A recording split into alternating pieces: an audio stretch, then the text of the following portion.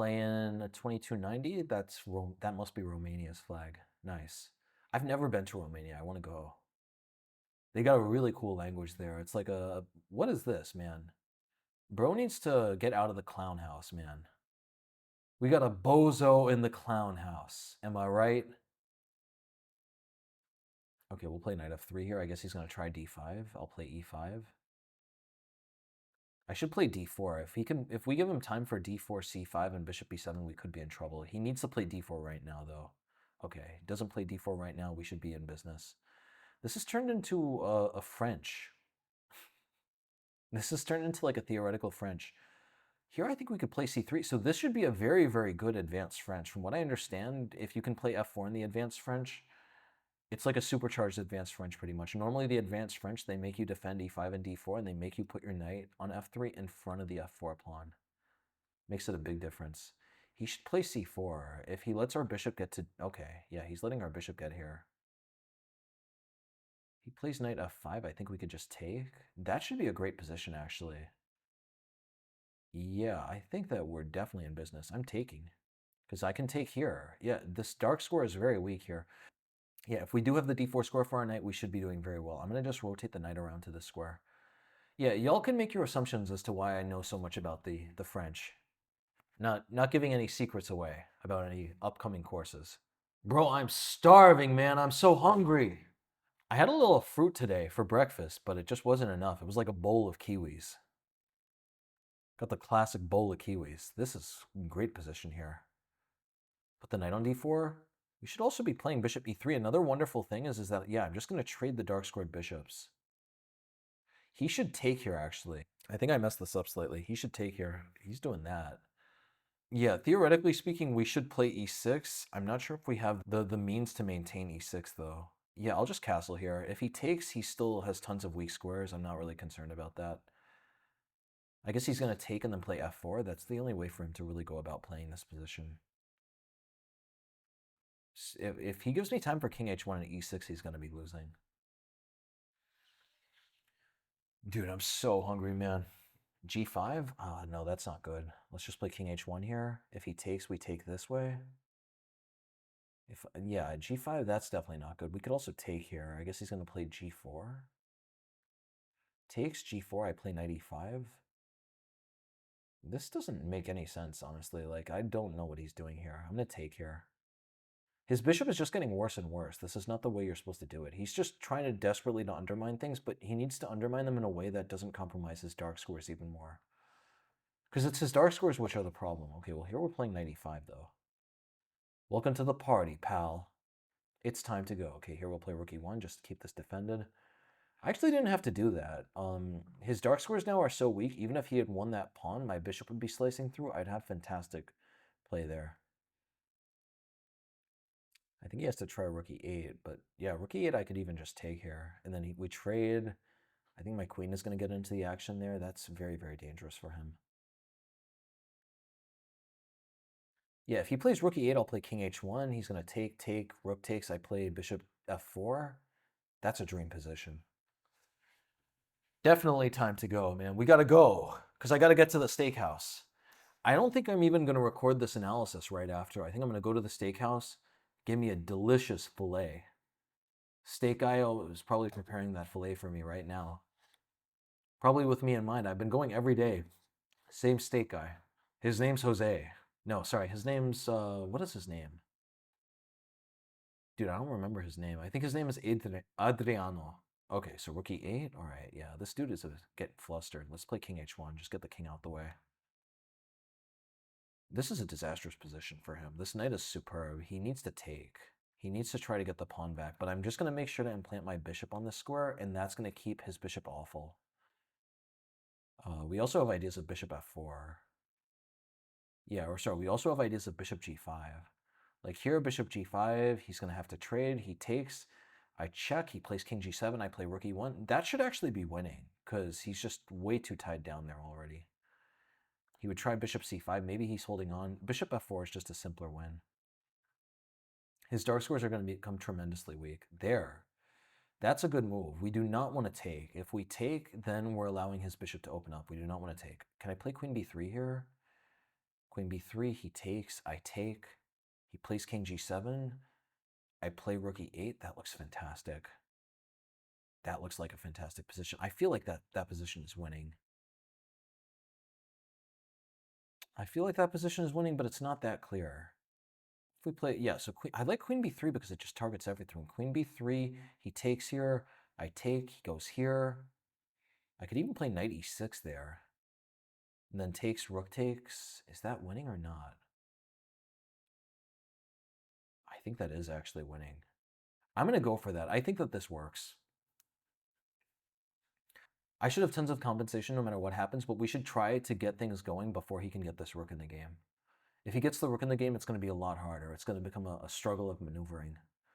Maneuvering in class. And now with my queen here, if his bishop ever tries to move, if he goes here, then I can just take here. Bro, I'm starving, man. I'm so hungry. There. All right, we're just going to take back, man. Wait, no, if I take back, yeah, so if I take here, he plays bishop e6, things get a little rowdy. What if I take here? Takes, takes, takes. Yeah, things still get a little rowdy. Takes, takes. Takes, takes, takes, takes, takes, takes, takes, takes. I think that I'm completely winning there still. This is going to be very complicated. He needs to take the bishop and just hope that he's going to survive because it's going to get extremely dangerous for him. He's going to be playing down these pieces for a very long time, and his king is really, really weak here. Maybe he'll be able to survive. I'm just not sure. I frankly, I don't know. I just don't know, guys. All right, yeah, let's start by taking this pawn here. I think king has to go up. He could also go to f8. This is getting king g7. I think the best move here is actually rook e5, but rook e5, no, rook e5, he plays queen c6. We need to be careful. Let's play rook c1. Rook e8 is also good. Rook e8 is also very strong because rook e8 takes, check. That's very close to winning. I'm going to go with rook e8, actually. I like rook e8 a lot more because it's going for the pin here. We need to be a bit careful about the back rank, but I don't think it's going to be a problem yet. The whole idea is that he's just playing down these two pieces. His king is really weak. I'm going to try to check and move my rook to e1 and then play for rook e7. He just has too many things to deal with. There. That's a good move. I could check and win this piece right back. We could also play rook g8. Yeah, we could also take here and then take and then take. That actually looks the best of the bunch, but wait, no, takes, sorry, no, takes, takes, takes. He plays queen e7 and he's winning. He's going for checkmate. Yeah, this is getting messy. I like the idea, I really like the idea of keeping his pieces tied down. I'm going to play queen g8 to begin with, and then y'all are going to see we're going to do something else. Well, wait, he has queen g6 actually. No, I'm thinking about it, but wait, no, queen g6, we have queen f8. I really want to play rook e1 here. Because takes, we take, and then we're keeping everything tied down. I could also take, but no, then his pieces get in the game. Let's play... Dude, I feel like rook e1 is the right idea, but rook e1 takes, takes. That's getting messy. He plays f4. Yeah, this is a mess. All right, I'm going to take here. I'm going to grab the material. This is just going to be bananas. I don't know what's happening here. His king looks weak, but at the same time, he's starting to march these pawns down the board. Anything could happen here. Honestly, I'm a little suspicious. I'm a dash suspicious. At the beginning of the game, this guy had played, what was it? This guy had played like the first two moves correctly, and I was acting suspicious of him, but I was doing so in a jestful demeanor. So I thought it was clear that I was being joking. A jestful and zestful demeanor. Bro plays queen e6, I can throw in a check. He could play queen e6 to try to go for checkmate or force a queen trade. There. We should be doing well here. I should be taking pawns, and let's definitely take this pawn, man. You do not have to ask me twice. Look, we take this pawn, king is getting a lot weaker. If every single pawn we can get rid of, it makes his king a lot weaker and makes our queen a lot stronger in terms of the checks it's going to have. Only thing I need to be careful of here is queen e5. He's playing for checkmate. We need to play queen f8 in that case. Queen e5, queen f8. He plays queen g7. Something like queen d8 looks good there toih4. This position should be completely winning, honestly. Like, material is equal now, but Material is equal, but his position is just so difficult. His king is going to be so weak. All I need to do is mobilize this rook. It's going to be too much for him to balance all the threats. I'm just going to be threatening him from too many angles. Okay, rook f4, we throw in a check. He could do whatever he wants. He's not going to be able to balance all the different threats. He's doing the best he possibly can, but it's just not going to be enough. I'll play queen e7 here. Eyeing this, eyeing this, eyeing this. He might as well grab this pawn while he has the time. Grabbing the pawn isn't going to matter. Even if he grabs both of these pawns, he's still going to be losing because it's too much. I said it once, I'll say it again. It's too much. Let's play rook d1 here. I want to introduce ideas of checking here. He should play queen f2. Queen f2 would be a good move. Queen f2 would be a very good move. Queen d4. Bro's getting a little feisty in the cabbage patch. Queen d4 is a very nice idea, but I could play queen e1 here. Look at that. Queen e1, defending this, attacking this. I guess he has queen f2 here. Oh, yeah, queen f2. Uh-oh. Did I just blunder this game away? Dude, I did blunder the game away. That's ridiculous, man. Why did I blunder that? All right, I guess I'm going to have to play for a draw now. Yeah, this is just, I have no way to avoid. I have no way to avoid a theoretical draw. Okay, yeah, I can't keep the queens on the board. So now we're going to go for a second type of game, which is the swindle. I'm just going to let him trade the queens. Yeah, that was a huge blunder on my part. Enormous blunder. I was just getting too fancy. I got too fancy in the cabbage patch. I'm literally just going to try to flag him at this point now. Based on the amount of time he's taking, I definitely think I could flag him. I don't know what is he thinking about. Like, there is nothing to think about in this position. You have to trade the queens. If you don't trade the queens, your king is going to get mated. I'm just waiting here. I guess he could play b5. Takes, okay, we'll take. Good, yeah, just keep taking your time, man. Take as much time as possible. He has 90 seconds left. If we just make 30 moves and get him to spend 3 seconds on each, I'm just going to start pre-moving, honestly.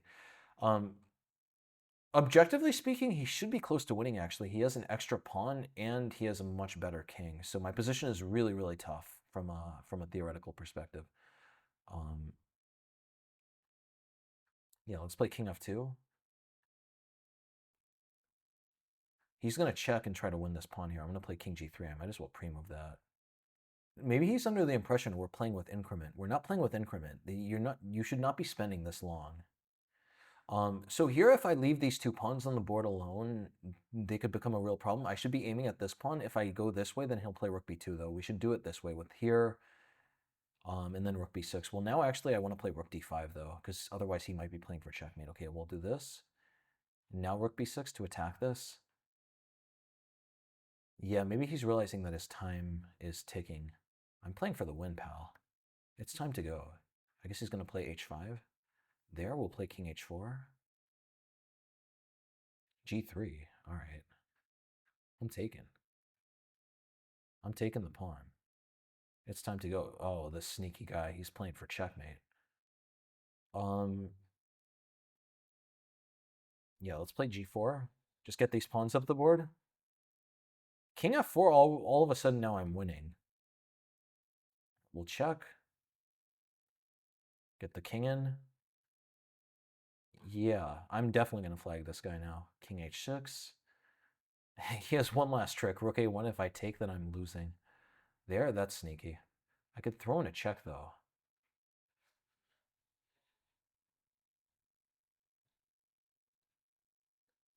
Yeah, he's losing now. Let's throw in a check.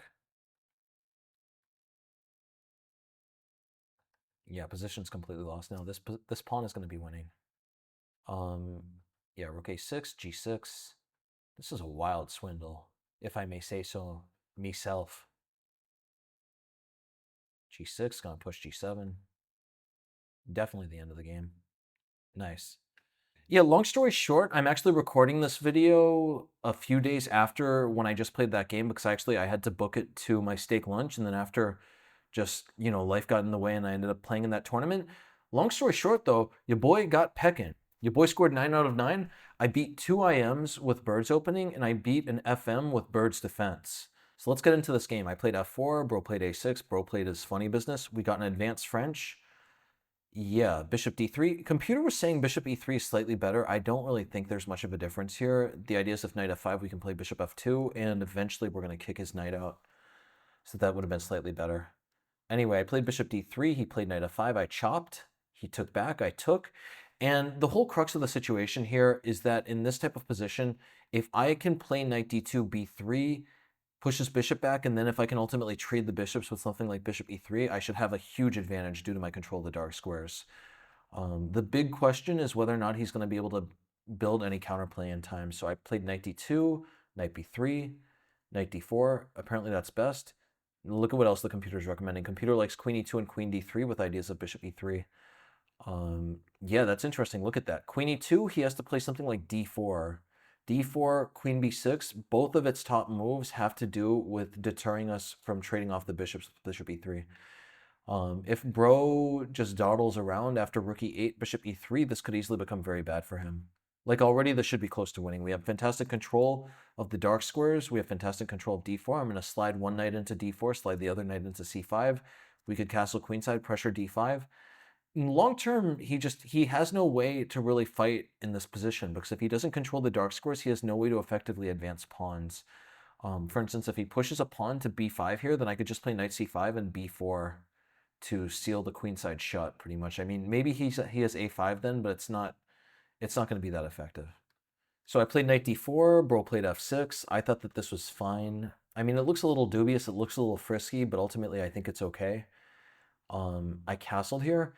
That's interesting. Computer gave me 91.9, but I don't know. I don't think I'm playing that well.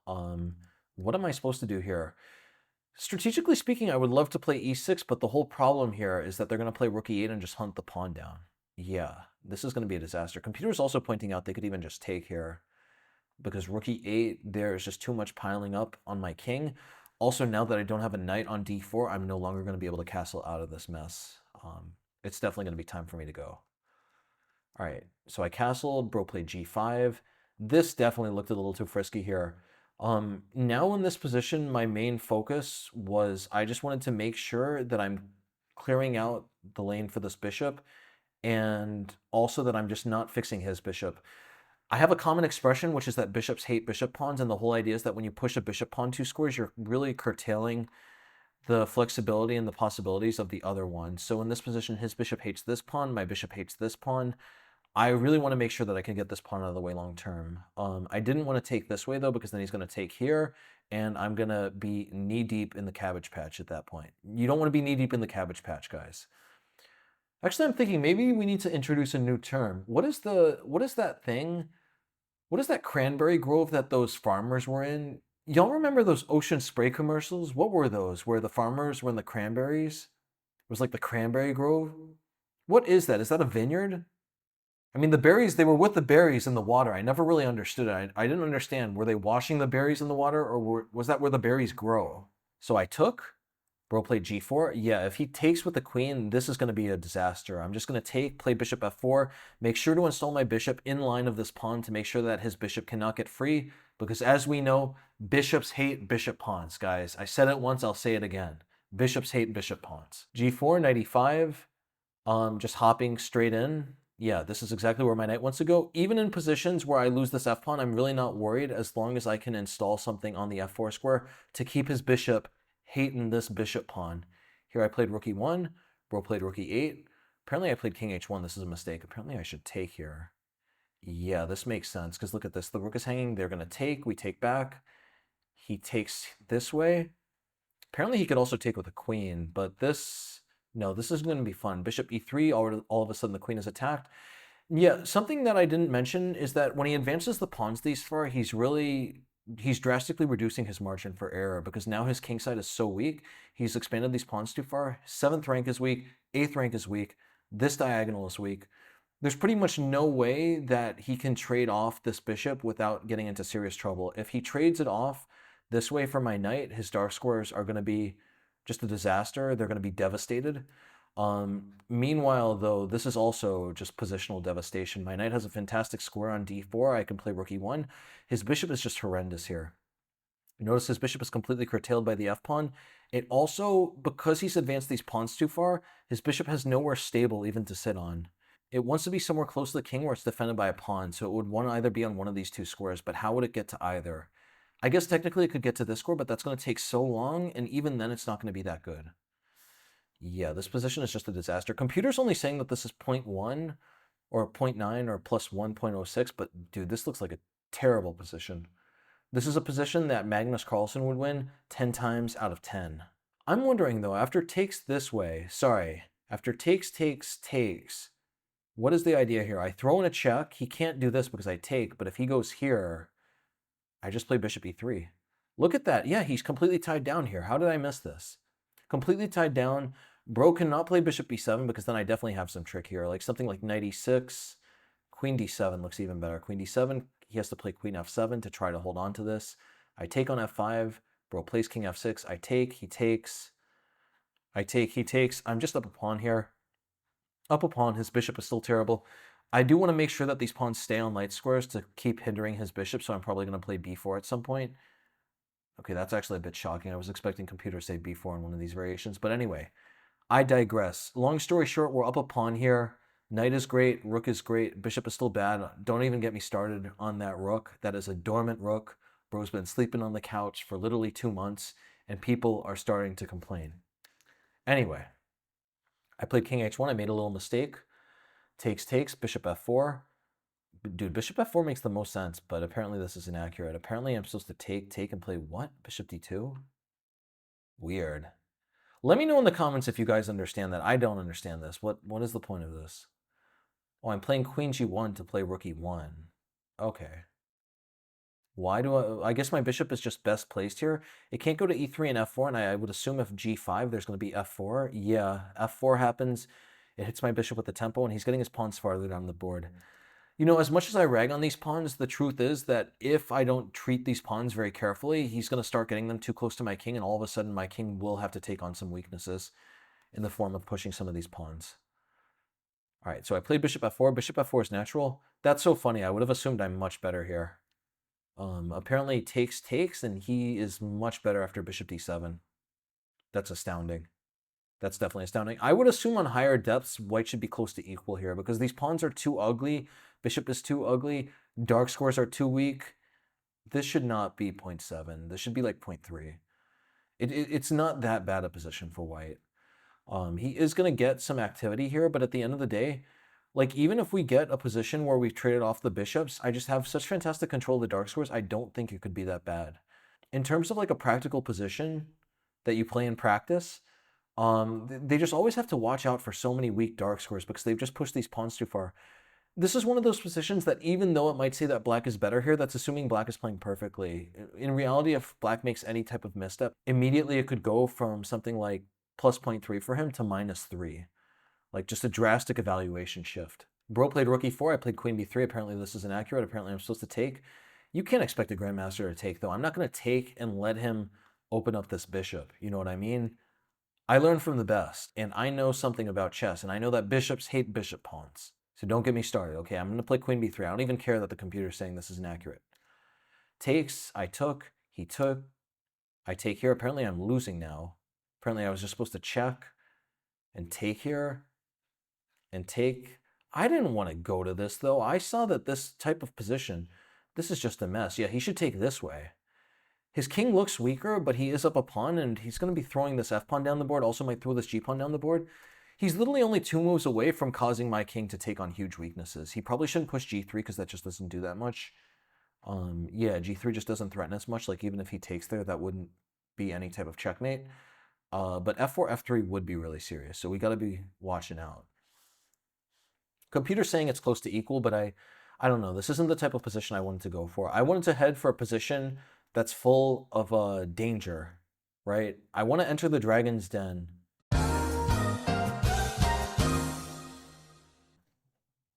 Sorry, no, I don't want to enter. I want him, if he's up a bishop, I want him to enter the dragon's den. Not, I'm already in the dragon's den. I can't avoid the dragon's den. At this point, the only thing I can do is get this other guy to also join me in the dragon's den, and hopefully only one of us will make it out of the dragon's den. All right, so rook e8, going for some tricks here. I also have queen g8. Very dangerous position at the moment. Computer saying -3. I don't really know what it's talking about, man. This is such a tough position for people to play. Takes. Apparently this is inaccurate. What was I missing here? Dude, apparently he plays queen e7. Yikes. Dude, queen e7 is beautiful. Look at that. He's threatening this. I have no checks in this position. Queen f8, I'm dropping a rook because he's defending this. Meanwhile, I also don't have rook c6. If I play rook g1, I would assume the idea is rook e1.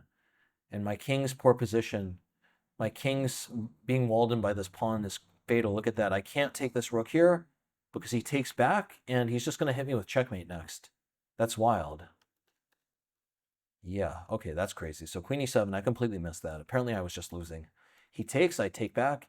Bro took on d4. Yeah, this is all wild. Like, computer's saying it's +1 for him. And on one hand, it does make sense, right? Because if he's able to force a trade of queens, he's going to be in business. If he plays something like queen e6, if I take here, I have to be much worse. His king is more active than mine. His rook is more active. Also, these pawns are already a bit down the board. All of a sudden now, all the things that were wrong with his position, his loose king, his overextended kingside majority, all of a sudden those go from being disadvantages to being advantages. Yeah, so this would be good. I'm wondering though, if I just kept the queens on the board with something like queen c3, why would this be so bad? King g6, apparently he's better here. Dude, that is shocking. Yeah, I have no way to activate my rook, because if I ever try to get my rook out, he's just going to go for checkmate himself. Wow, my king is ultimately just as weak as his. If I ever try to activate my rook, he's going to have some type of mating attack. And the only way for me to avoid it would be to push one of my pawns, but if I push one of my pawns, I'm making my king visibly weaker, like g3, rook e2, and all of a sudden queen e4. Yeah. This is mind-blowing, though. I never would have assumed that I could be losing here after king g6. I'm not even down material. I guess this does teach us one thing. This teaches us that there's always something to learn in chess. Even if you think you know everything, even if you run a successful YouTube channel in which you specialize in a bird's opening, you gotta always know everyone is fallible, everyone makes mistakes, it's time to go.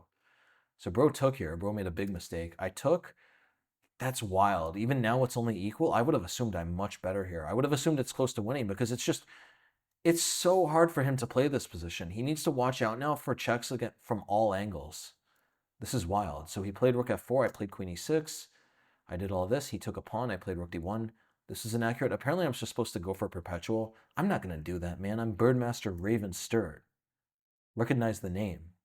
Recognize the hustle and the determination. So, bro played queen d4. That's a great move. I played queen e1. This is a really big mistake. I can't believe I made a move like this. Queen e1 was just a huge mistake. All I need to do is keep the rook on the board. As long as I keep the rook on the board, I'm going to have chances. Like, this is something I couldn't disagree more with the computer about. Like, his king, even in a classical game, he needs to watch out for tricks all over the place. Like, if I ever get one check at the right place at the right time, he's going to be getting mated here. His king has no pawn cover to speak of. You're supposed to put your king behind your pawns on maybe the second or third ranks here. Instead, he's put one pawn on his fifth rank, and he's put his king in front of the other pawn. Right? This is not supposed to work. It's just due to the specifics of my position that I cannot activate my rook that he even has some chances of a draw here. Yeah, if for instance, if for whatever reason I didn't have to deal with back rank mate issues, like let's just say that the position changes slightly. Like let's say that my pawn just goes here. That's shocking that this is still a draw. He should be dead lost here. Because now I don't have back rank issues anymore. Yeah, okay, well actually, like let's just tinker around with the position a little more. Okay, so this is what I'm talking about, right? Like some position like this, now that my king is actually fully out of danger, he's like very far away from getting a check. This should be completely winning now. This is what I thought that other position was like. And I didn't realize the fact that my king is stuck on the back rank with the pawns right in front of it means my rook can never activate properly. That is the big difference here. If we look at this position, I'm going to be able to activate my rook here, and already just with the rook there, he has huge problems with keeping his queen and rook defended, right? Like for instance, I don't know, after something like this, we play, computer likes rook e4 even more. Rook e4 is also nice to threaten this, but I like rook e5. Segmenting these, if rook goes somewhere like here, we have checkmate. Meanwhile, if his rook goes here, then I can start an attack this way. There are just way too many angles to start attacks from. I think I also, do I have mate here? Yeah, I have check here, and mate. So there are a bunch of different checkmates. Okay, so yeah, queen d4, made a huge blunder with queen e1. Really bad idea.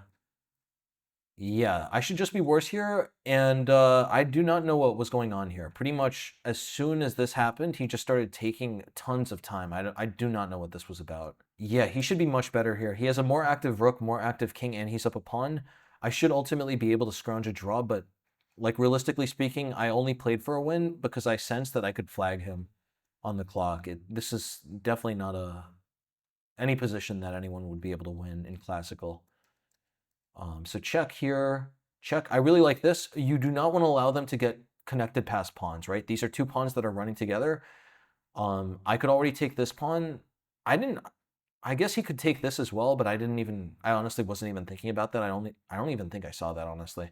But this is the pawn I really want to get. If we can just get rid of this pawn, maintaining guard over this other one is not going to be a big deal. So I checked here. Notice that I did not go for rook d7. If I go for rook d7, he's going to play rook b2. He is able to maintain this pawn, and now these pawns are going to start running up the board. I should be completely losing. Regardless of whether I can ultimately win this pawn or not, it doesn't matter. This single runner that I have, the single extra runner on the king side, is not going to bring nearly enough counterplay. These connected past pawns are going to run so quickly for him. So that's why I threw in this check to get my rook in this way. He played king g5. Yeah, if he plays king g7, I would just check, take. He plays h5. This should be a relatively straightforward draw. Someone who goes over this in really good detail is Dvoretsky. All we would need to do is just keep an eye on this pawn and make sure it can't advance too far without their rook getting out of the way. So if they push their pawn, I could literally just do something like this, keep the pawn in the crosshairs. Yeah, we're just making sure that his rook can't get out of the way. If he plays a3, rook c3, rook a1, just keep waiting around. And as soon as he does something like this, we play rook a3. I guess at this point now, we're going really far into the cabbage patch in terms of an endgame tangent, so I'll stop it here. Long story short, Dvoretsky's endgame manual is fantastic if you want to study some of these more complex endgames. I don't think anyone who's under 1700 on chess.com needs to worry about this stuff, though. I think probably 99.9% of your games are not getting to this point. Anyway, so what happened in the rest of the game? Yeah, check, check, check, check, check. He went here. Probably he should have played king f5. That would have been a little better, because at least here now he gets this. And this is actually tough, because look at this now. I can't move my rook over to b6, and if rook d7, he plays rook b2. So what? And after king f5, I would probably have to play rook b6 here. And compared to what happened in the game, his king is just defending this pawn. It's a bit better than before. Even this should be a dead draw, though. Anyway, I checked. He did this. Got the pawn back. Started taking some pawns. No, so this should be a drawn ending if he just plays something like king g8 here. King e6 is also a draw. Wow.